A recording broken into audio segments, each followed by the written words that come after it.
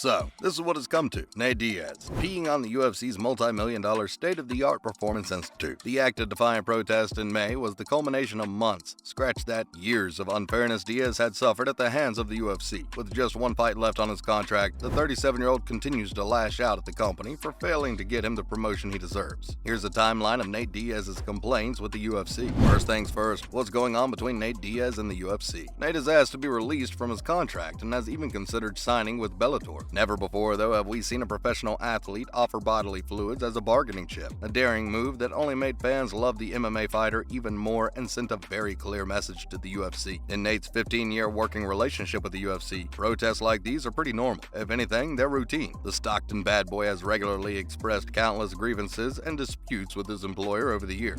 Starting in 2014, Diaz requested a release from the UFC contract. Diaz's first major public disagreement with the UFC came about in 2014, just months after the one knockout of the night against Gray Maynard in the Ultimate Fighter finale. Diaz, then 28 years old and 12-7 in the UFC, tweeted a request to be released from his contract. Following that tweet, Diaz decided to go public with his numerous contractual grievances with the UFC. The then lightweight stated that he didn't get paid and alleged that his employer had conned him into signing an 8-fight contract. Diaz told MMA Fighting that his contract was all and that he wanted to be paid like the other fighters and complained that he was over here getting chump change. Diaz chose to stay out of the octagon for over a year in protest of his unfavorable contract, causing the UFC to drop him from the lightweight rankings. In December 2014, he made his comeback against Rafael dos Anjos, but when he failed to make weight for the fight, he was fined 20% of his purse. Moving on, there's more that Diaz got up to that year. In a shocking revelation, Diaz revealed to ESPN ahead of his fight against Shamaev that he almost got into a fight with Dana White in a nightclub after filming for the Ultimate Fighter 20 Wrapped. Diaz said he almost beat up a very drunk Dana in a club when the MMA fighter demanded more money and better fights. We'll admit, someone greeting you with "What's up?"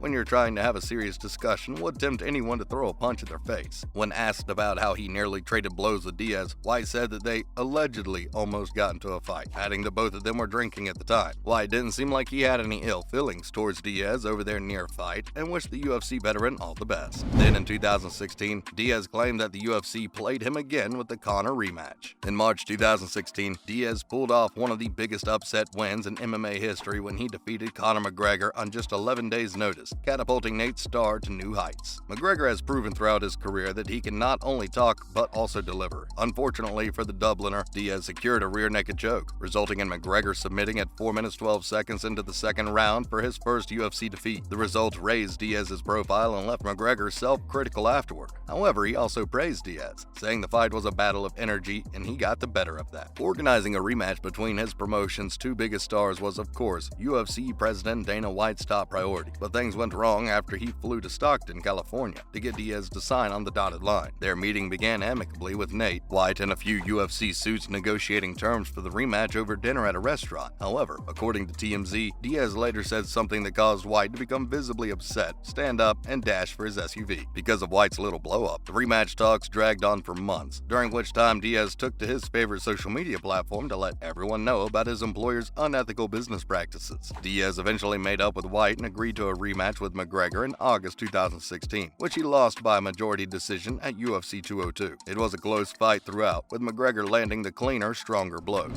Next up in 2017, this can't stop making it up about me. Many people, including Diaz, believe that Nate had defeated McGregor in their rematch. Despite initially wanting a rematch with the Irishman, Nate decided against it in the months that followed. Dana White also stated that Diaz was still interested in the fight. The UFC president told the media that they keep offering Nate fights, but he keeps declining, insisting that he was waiting for McGregor. Diaz responded on Twitter by accusing White of lying and stating that the only fight he had been offered was against McGregor. Other than that, the Stockton-born brawler had been relatively quiet since his loss to Conor McGregor, but after Dana White's quotes claimed that Nate weighed nearly 20 pounds more than Conor on the night of the fight, Diaz felt it was time to speak out again and let everyone know that Dana was making up shit about him. Later in 2018, Nate stormed out of the UFC 203 presser. Diaz was set to face Dustin Poirier in UFC 203 in November 2018, after nearly 2 years in the MMA wilderness. When the UFC decided to play a promo for the upcoming fight between Khabib Nurmagomedov and Conor McGregor during the press conference, the Stockton native stormed stormed off stage in a huff. An upset Diaz was later then caught on camera outside of the press conference by Post-Media's Danny Austin, with Diaz stating that the UFC better start acting right and promote him. Diaz appeared to be offended that his long-awaited return to the UFC was being overshadowed by his most hated rival, McGregor. He later announced his withdrawal from the fight via Twitter, and Nate was not even seen in the octagon again until August of the following year. Next, Nate slammed the UFC for ostracizing him. Diaz returned from a 3-year self-imposed exile in August 2019 to face Anthony Pettis at UFC 241. Nate spoke to the media in the days leading up to the match to explain why he had been on the bench for so long, and he aimed his anger at one target. Any guesses who that could be? To no one's surprise, he placed the blame squarely on the UFC, whom Diaz accused of faking his disappearance. Now in 2022, Diaz is growing ever more impatient with the UFC. Diaz's dissatisfaction with the UFC reached its fever pitch this year, with only one fight left on his contract. The 37-year-old repeatedly requests that the promotion company find him an opponent, but to no avail. Despite both fighters verbally agreeing in February, Diaz's proposed fight with Dustin Poirier never ended up happening. This urged Nate to request a release from his UFC contract once again. Nate then blasted the UFC in April for turning him and his brother Nick into NFTs. The Stockton bad boy expressed his displeasure on Twitter, repeating his desire to leave the UFC. All that aside, the MMA fighter did still appear to be determined to fight one more time in the UFC before calling it quits. Following Tony Ferguson's brutal knockout at UFC 274, his focus shifted to Michael Chandler in May. Diaz took to Twitter to demand that the UFC arrange the fight. This demand was clearly ignored by the UFC because Diaz decided to urinate on the lawn of the UFC Performance Institute 2 days later. This stunt that Diaz pulled had us all asking one question: will he finally get an opponent, and will it be the last of his UFC career? Well, here's the answer. Diaz did retain his contractual obligations with the UFC, but the MMA fighter recently became a free agent after completing his main event submission victory over Tony Ferguson at UFC 279, which was the final fight on his contract. Finally, where does Nate stand in the MMA scene right now? Bellator president Scott Coker might have jumped the gun when he spoke about the promotion's contact with Nate Diaz earlier this week. Coker was asked about the promotion's interest in signing Nate Diaz and whether or not conversations have already taken place with the 37-year-old fighter ahead of Bellator 285, which took place at 3 Arena in Dublin, Ireland. He admitted that the company had reached out to Diaz, and they knew he was probably talking to people on his end too. After the conclusion of Bellator 285, Coker clarified his comments, explaining that the promotion contacted his management team, but nothing further had happened due to the exclusive negotiation period Diaz is under until December. UFC contracts typically include a 3-month exclusive negotiation period that has not been waived by the promotion with one of its former biggest stars. While Diaz has stated that he would like to explore options outside of the UFC for the time being, no other negotiations can take place legally during that time. That's a wrap for this video. Do you think after all this, Nate Diaz will give the UFC another chance, or has he made up his mind to join Bellator? Let us know in the comments below. Make sure to give this video a thumbs up and subscribe to our channel for more videos like this. See you in the next one.